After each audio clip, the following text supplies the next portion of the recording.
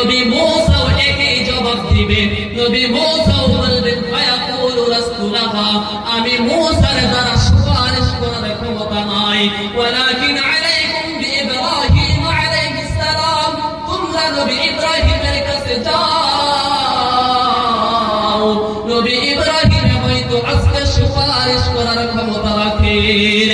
নবী ইব্রাহিমের কাছে যাওয়ার পরে নবী ইব্রাহিম বলবেন ফায়াকুলু রাসূলুল্লাহ, আমি ইব্রাহিমের দ্বারা আজকে ওই কাজ করা সম্ভব না।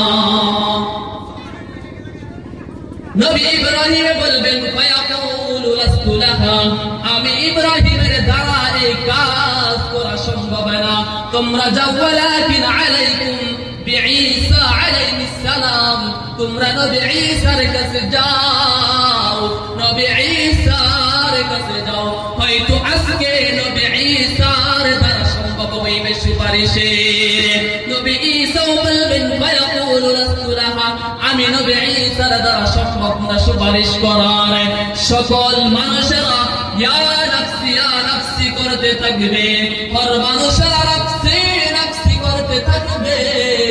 হাশরের ময়দানে সকল নবীরা বলবে আমি পারবো না, হর নবীরা বলবে আমার দ্বারা সম্ভব না।